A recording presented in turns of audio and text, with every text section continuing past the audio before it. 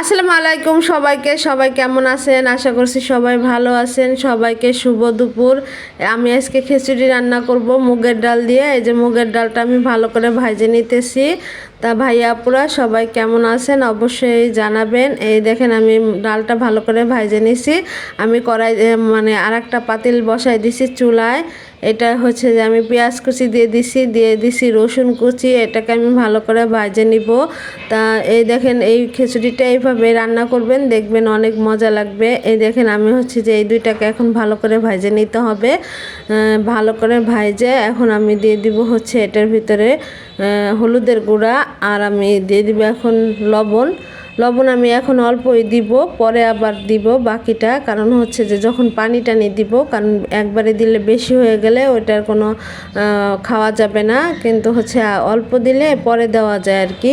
যাই হোক, এটা হচ্ছে যে এখন আমি এটাকে ভালো করে ভাজা, এখন আমি এটার মধ্যে ওই যে চালটা ডালটা ধুয়ে রাখছিলাম আমি ওইটা দিয়ে দিব। আমি এই যে দিয়ে দিছি হচ্ছে যে কাঁচামরিচ, আর হচ্ছে দিয়ে দিছি হচ্ছে অল্প একটু জিরার গুঁড়া। এইগুলা দিয়ে সব কিছু দিয়ে আমি আর কি ভালো করে মশলাটা কষায় নিব, ভালো করে ভেজে নিব আর কি।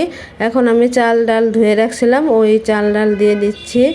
যাই হোক ভাইয়া আপুরা, আপনারা হচ্ছে খিচুড়ি রান্না করতে গেলে একটু হচ্ছে যে ডালটা একটু বেশি নেবেন, মানে ডাল যেটা দিবেন সেটা ডাবল চাল দিতে পারেন, কিন্তু তার বেশি কম যেন না হয়, তাহলে কিন্তু খিচুড়িটা এতটা মজা হবে না। ডালটা একটু বেশি দিলে খিচুড়িটা ভালো লাগে।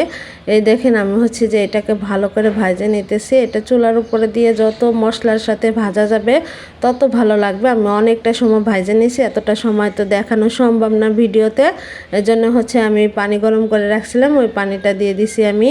এখন এই যে দেখেন খিচুড়িটা আমি এর মধ্যে 4-5টা আর কি কোয়া রসুন ছুলে দিয়ে দিছিলাম আর কি, যাতে হচ্ছে যে যখন খিচুড়িটা খাবো তখন কোয়া রসুনগুলো নিয়ে হচ্ছে যে একটু মানে ভাঙ্গে নিয়ে খাইলে ওইটা মজা লাগবে। যাই হোক, এরকম করে খিচুড়িটা রান্না করবেন, আপু কথা দিতেছে অনেক মজা লাগবে, যাই হোক মজা হবে। এই দেখেন আমি হচ্ছে এখানে ধনের পাতা দিয়ে দিতেছিলাম উপর থেকে। আর হচ্ছে আমি খিচুড়িটা এখন অনেক সময় দমে বসায় দিব। এটাও আমি আরও আর একটা মানে উল্টায় দিতে হবে আর কি। এটা আমি অনেক সময় দমে বসায় দিব, চুলা আঁচ কমায় দিয়ে দমে বসায় রাখবো। যাই হোক ভাই আপুরা, খিচুড়িটা রান্না কেমন লাগলো অবশ্যই আমাকে জানাবেন, আর এইভাবে রান্না করে খাবেন, অবশ্যই মজা লাগবে। এই দেখেন আমি হচ্ছে এখানে ইলিশ মাছ ভাজে নিছি, আর হচ্ছে ডিম ভাজে নিছি, আর হচ্ছে যে শুকনা মরিচ ভাজে নিছি।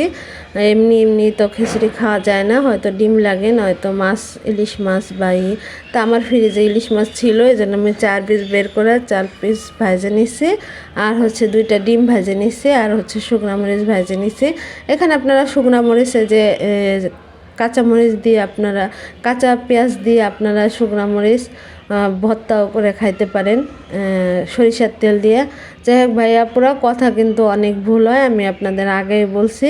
সব কিছুই ক্ষমা সুন্দর দৃষ্টিতে দেখবেন, সবাই সবার পাশে থাকবো আমরা, সবাই ভিডিও দেখব, সবাই এগিয়ে যাব, সবাই ভালো থাকবেন। আল্লাহ হাফেজ।